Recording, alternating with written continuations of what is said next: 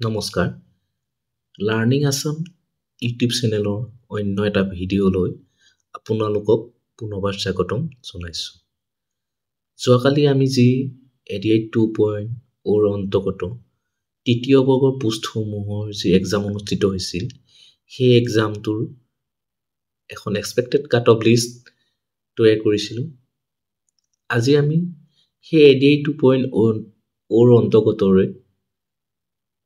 fourth grade যি exam অনুষ্ঠিত হৈছিল সেই এক্সামৰো এখন এক্সপেক্টেড কাট অফ লিষ্ট আপোনালোকৰ বাবে প্ৰস্তুত কৰি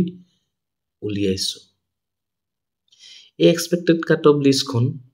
যদি আমি পেপাৰখন চাওঁ তেতিয়া দেখিম যেন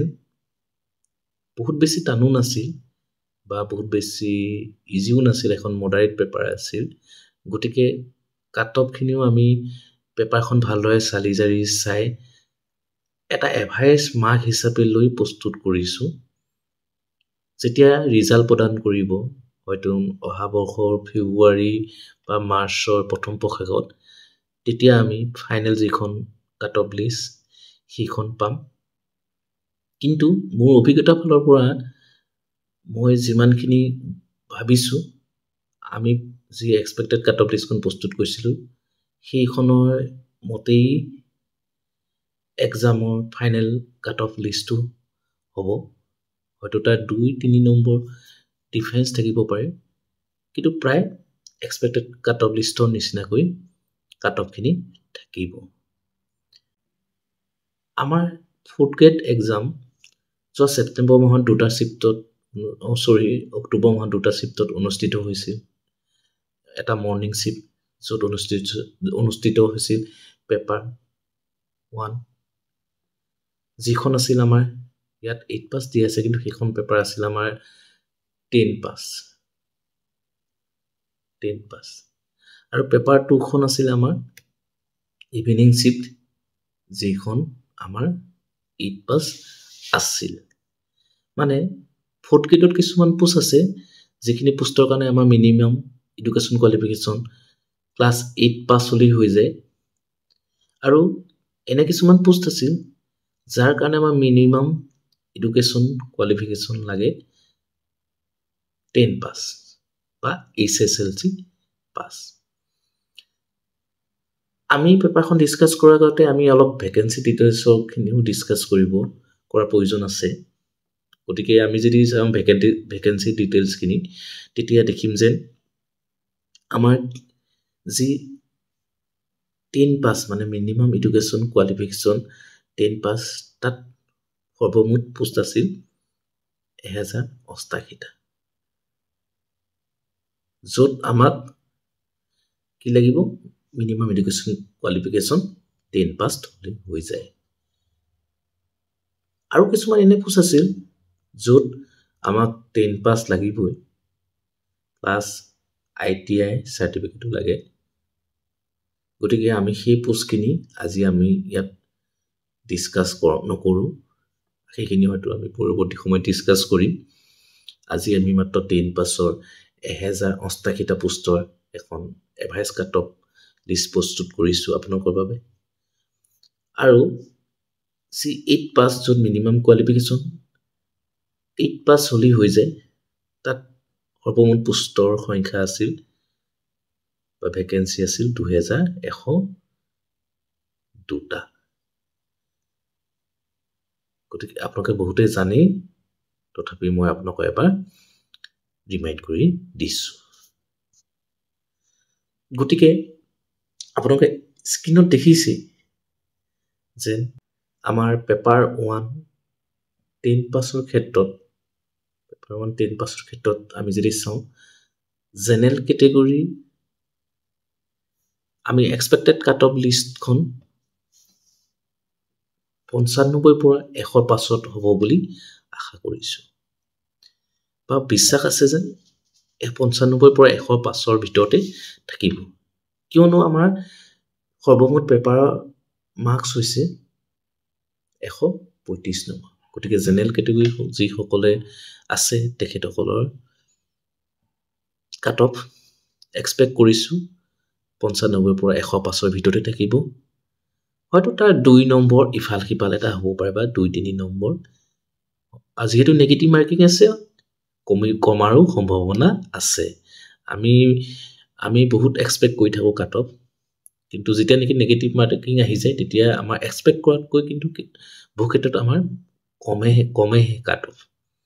গতিকে আমি আশা কৰিছো কমিবহে 2-4 নম্বৰ কিন্তু অলমোষ্ট 95 পৰা 105 ভিতৰতে কাট অফ থাকিব কিন্তু এই ক্ষেত্ৰতো আৰু দুটা কথা আছে যেন আমাৰ জেনেৰেলে হওক বা ওবিসি হওক এসটি যিকোনো ক্যাটেগৰিতে আমাৰ আৰু দুটা ক্যাটেগৰি সোমাই থাকে ফিমেল আৰু এক্স সাৰ্ভিসমেন ফিমেল আৰু এক্স সাৰ্ভিসমেন্টৰ ক্ষেত্ৰত আমাৰ cut off normal cut off গৈ আৰু 2-3 নম্বৰ কমি যোৱাৰ সম্ভাৱনা থাকে ধৰি লোৱা হলো আমাৰ জেনেৰেলৰে কাট অফ 95 জেনেৰেল ক্যাটেগৰি 10% তেতিয়া ফিমেলৰ ক্ষেত্ৰত এক্সপেক্টেড কাট অফ বিষয়টো আমাৰ বা মেইন যিখন কাট অফ হ'ব তাত 2-3 নম্বৰ কমিবলৈ আছে 92-93 হ'বলৈ আছে তেতিয়া এক্স সাৰ্ভিসমেন্টৰ ক্ষেত্ৰতো 91-92 হোৱা বা তাতকৈও 2-3 নম্বৰ কমাৰ সম্ভাৱনা আছে গতিকে আমি এইটো কথা মনত ৰাখিব লাগিব ওবিসিৰ ক্ষেত্ৰত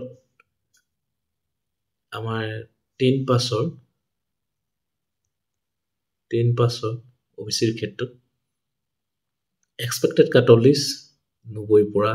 100 ভিতৰতে থাকিব অৰ্থনি কোৱা নিচিনাকৈ 2-3 নম্বৰ হয়তো ফিমেল আৰু এক্স সাৰ্ভিসমেন্টৰ কাৰণে কমিবও পাৰে লগতে ওভাৰঅল আমাৰ যেটো ওবিসি 10% কাৰণে কাট অফটো 90 পৰা 100 ভিতৰত নহয় 2-1 নম্বৰো কম বেছ হ'ব পাৰে টাইটম থাকিব পাৰে যদি আমাৰ ওবিসি ক্ষেত্ৰত যেনিবা কাট অফ 95 হ'ল তেতিয়া আমাৰ ফিমেলৰ ক্ষেত্ৰত হ'ব 91 টু ঠিক তেনেদৰে এক্স সাৰ্ভিসমেন্টৰ ক্ষেত্ৰতো তেনেকৈ 2-4 নম্বৰ কম থাকিব তাৰ পিছত যদি আমি চাওঁ এসসি ক্ষেত্ৰত আমাৰ 85 পৰা 90 নম্বৰৰ ভিতৰতে আমাৰ কাট অফ খিনি থাকিব তাতকৈ বেছি হ'ব নালাগে হয়তো 2-3 নম্বৰ এটা তাৰতম্য ঘটিব পাৰে আৰু ফিমেল এক্স সাৰ্ভিসমেন্টৰ ক্ষেত্ৰতো একে 2-3 নম্বৰ কম বেছ হ'ব পাৰে বেছিটো নহয় কমেই হ'ব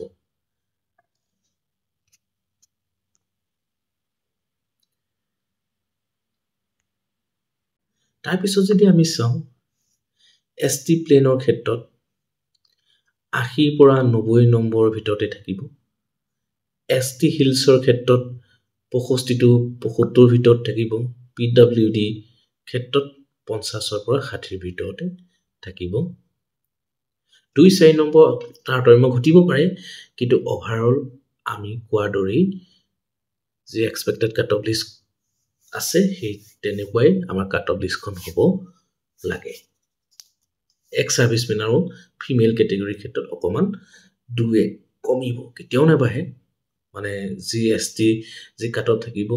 প্লেনছৰ ক্ষেত্ৰত তাতকে 2-1 নম্বৰ কমিবও পাৰে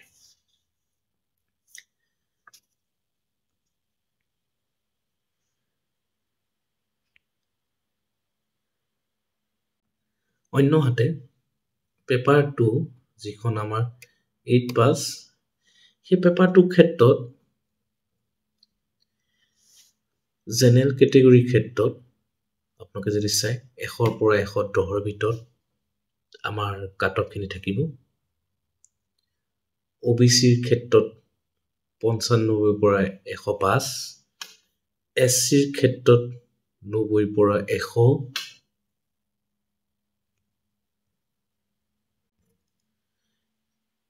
এসটি প্লেনৰ ক্ষেত্ৰত 85 পৰা 95 এসটি হিলছৰ ক্ষেত্ৰত 70 পৰা 80 পিডব্লিউডি ক্যাটেগৰিৰ ক্ষেত্ৰত 55 পৰা 65 ভিতৰতে আমাৰ কাট অফ খিনি থাকিব অভাৰঅল যদি আমাৰ কাট অফখিনি দেখা যায় তেন্তে দেখিব যেন আমি যিখন কাট অফ লিষ্ট প্ৰস্তুত কৰিছোঁ সেইখন যথেষ্টখিনি আমাৰ মানে মেইন কাট অফৰ লগত মিলাৰ সম্ভাৱনা থাকিব গতিকে যিহেতু বহুতে ভাবিছে বা বহুতে গম পাইছে যেন আমি যি এক্সপেক্টেড কাট অফ লিষ্টখন প্ৰস্তুত কৰিছোঁ সেই হিচাপতে মাৰ্কছখিনি পাব বা তেনেকৈ কনফাৰ্ম হৈছে বা কিছুমানে হয়তো তাতকৈ 2-3 নম্বৰ বা 5 নম্বৰ কমকৈ পাম বুলিও ভাবিছে তেখেতসকলেও পৰৱৰ্তী যি ভাইভা বা স্কিল টেষ্ট অনুষ্ঠিত হ'ব তাৰলৈ প্ৰিপেৰেশ্যন চলাই থাকে যাতে যেহেতু আমাৰ ৰিজাল্ট ফেব্ৰুৱাৰী মাৰ্চত দিব গতিকে আমি আশা কৰিব পাৰোঁ যেন আমাৰ ভাইভাই হওক বা স্কিল টেষ্ট হওক সেইসমূহ এপ্ৰিলৰ লাষ্টৰ বা মে জুন তেনেকুৱাত হ'ব লাগে গতিকে আপোনালোকে এতিয়াৰ পৰাই প্ৰিপেৰেশ্যন চলাই থাকক কিয়নো আমাৰ ৰিটেন এক্সামৰ পিছতো যি ভাইভা বা স্কিল টেষ্ট হ'ব সেই মাৰ্কছখিনিও আমাৰ ফাইনেল মেৰিট লিষ্টত যোগ হ'ব ৰিটেন এক্সামত পাছ কৰা অৰ্থ এইটো নহয় যেন তেওঁলোক ফাইনেল মেৰিট লিষ্টত আহিব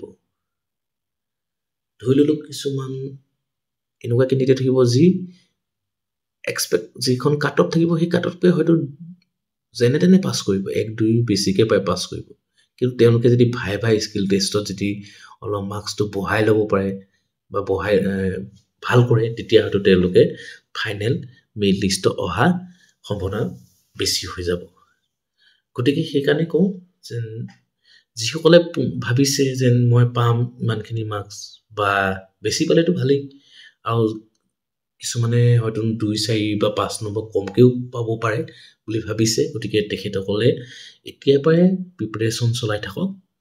যাতে ভাইভা আৰু স্কিল টেষ্টত তেওঁলোকে আৰু এটা ভাল ফলাফল দেখুৱাব পাৰে এয়া আছিল আমাৰ আজিৰ ভিডিঅ' ধন্যবাদ